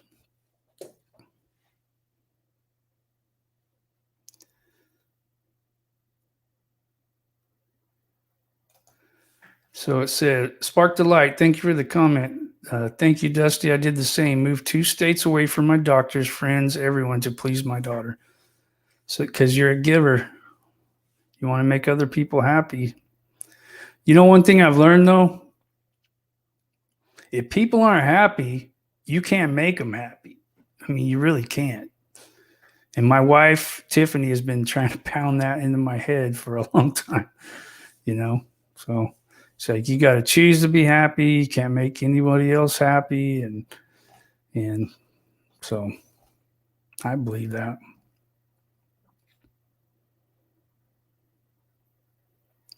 Yeah, Andy is her brother. He was the one that formed the search back in September and put that all together.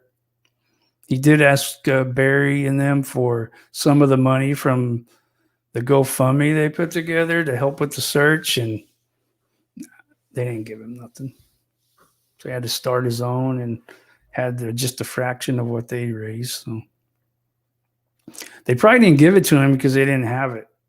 They probably already spent it.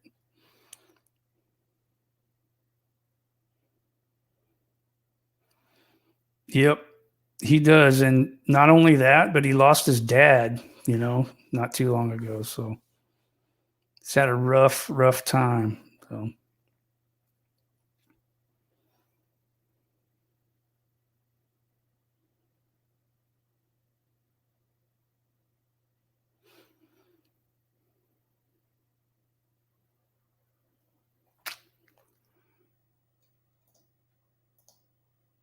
I just had to put somebody in timeout. I didn't like their comment, so I don't usually do that. But when you're going after somebody that's friends with somebody that's missing and had a connection with them, that's not cool.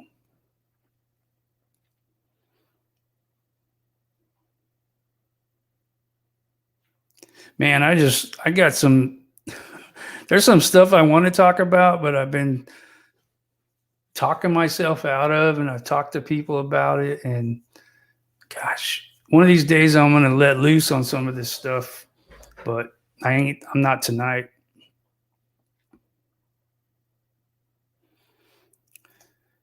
She's not going to be able to answer you right now.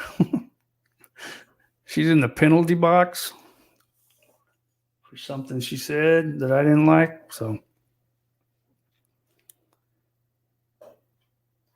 yeah, Brenda, I do go live on Wednesdays, every Wednesday at 9 p.m. Eastern time. That's just kind of the day I've been doing it. I have toyed around with moving it around, but right now it works out best for my family because we have all this other stuff going on. Like my son, he does some extracurricular activities. We have church things we do on certain nights. So yeah, it works the best right now, Wednesdays. So yeah, anyway, that's why I do it on this night. When I was with my brother Tyson, we would do it on Fridays, and then I would do this show on Wednesday, and it just kind of stuck. So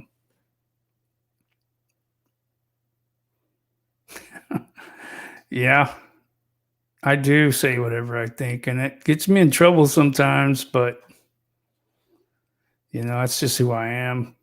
I always said that it was like there's like a water slide going from my brain to my mouth, and it just there's nothing stopping it.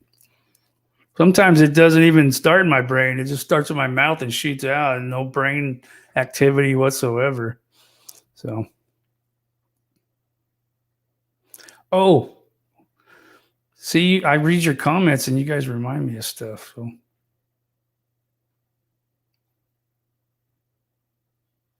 yeah. So, Geraldine, thank you for commenting here because you jarred my memory. So, good point with recovering the wedding, church, and then Mother's Day. There's no way she went bike riding. I still see people out there denying that there was a wedding on Mother's Day. Do you know that? Did you know people still say there wasn't? I mean, I've showed like on here, I think, like pictures time stamped when it was. I don't have it right here on my desktop right now, but I have showed it before. I mean, oh yeah, I was asked to show this too. Somebody was asking about if Mallory was really a hunter or not. Yup. This was back in 2013. She looks pretty young. She's familiar with firearms for sure. She's been handling them for a while. Unless she's one of those that she goes with her dad and he shoots a deer, but she tags it or whatever. I don't think so, though. I'm pretty sure she probably shoots. Here's that picture of that Subaru I was talking about back there. I think that's a Subaru. What was I using this for? Showing that Barry had a crooked foot? I think that's what that was. Pretty sure that's what that was. Well, if y'all ain't got any more questions, I'm about to hit the 2-hour mark, so I better go. And she had blood in her. I don't know what picture. Wait. See, I hate that picture. Oh, maybe this one. I was like, oh, this one. Yeah. I don't know. It's crazy. I don't have nothing against hunting. I mean, I know some of you guys probably do, but I mean, I don't. I've read about why people hunt and stuff. I mean, I get why it's done. That we'd be overrun with animals if it wasn't for hunting. So now there's reasons to do it. I asked one of my kids if they'd ever want to go hunting. I'm trying to get this off here, sorry. And they said no, because they were animal lover and they don't want to have anything to do with it. But there's reasons why you can do it, but you have to. I believe you should do it for the right reasons. Like you should eat whatever you kill, and there's humane ways to do things. And so anyway, I'm not anti-hunting.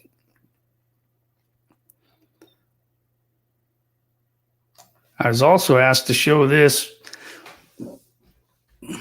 so I'll do that real quick. So you know how most of the videos and stuff we see of Mallory or whatever, she's real overly excited. And let me show you. I'll give you an example.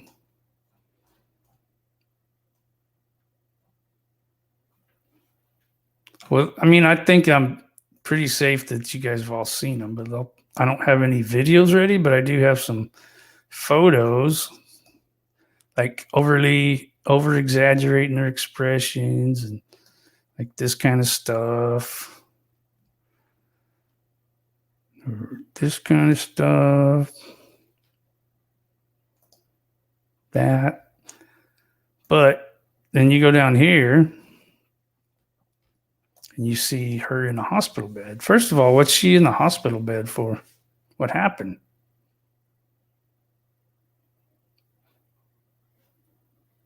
None of my business, I guess, but you know, whatever. Just curious. All right.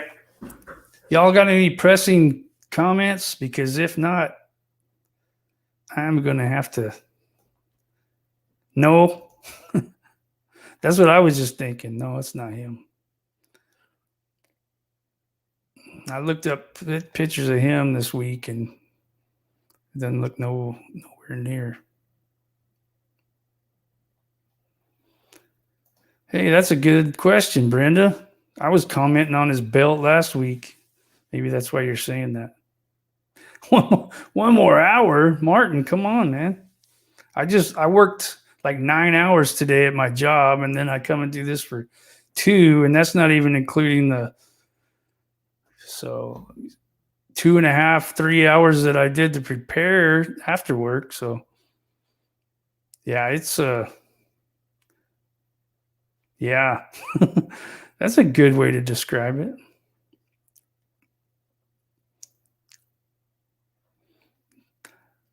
I seriously doubt that's what it is, but who knows? What I think happened, and this is total speculation, and I have no reason for thinking this, but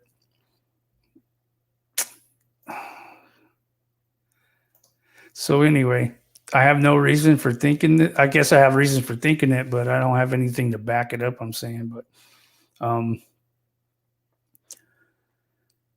I think that she's up all the time, right? Well, what goes up has to eventually come down, even if it's just a fraction of the time that she's up. It has to come down. And I think that she came down.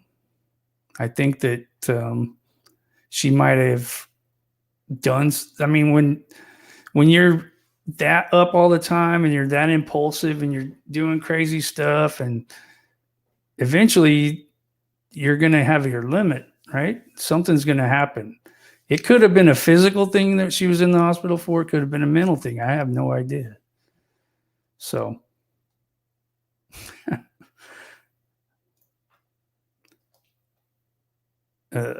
you guys got some funny things. I'm not going to put most of the. Yeah, I had to put her in timeout again. She's saying stuff about hatred, but she's the only one I see saying that stuff. I mean, I guess I might be missing some stuff, but okay. Ding, ding, ding, ding. That's what I think. I know this can be loud, but we have a winner. This is what I think right here. I mean, when somebody's so like manic that much, there's you're eventually going to go to the other side, the depressive state. So, all right, I'm going to go, guys. 2 hours is my limit. It used to be 1 hour, so you guys have got an extra hour. So anyway, I try to get all my information done, but sometimes I have to have a rollover. I got it all done tonight, which is pretty cool. I'm sure there'll be something, but I don't know if you guys noticed, but I was a lot more organized today than I usually am. I wasn't like, where's that? Where's that? Because I had all my stuff put together. I've got a lot of constructive criticism the past few weeks about that, and I appreciate it. I don't get offended because I want to know what you guys want me to do and how I can improve. So I felt like that went pretty smooth. I didn't have a whole lot of those times. So, all right. I appreciate you guys. Thank you, Kay, Social Equality, and everybody else who I missed. I'm sorry about that. I missed your donations and stuff, but you guys are paying for my trip out to Salida to find more answers. So I appreciate y'all. Really, I do.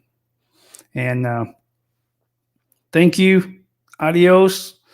Serendipity knows I say that every time. I don't know if you guys have noticed, but adios.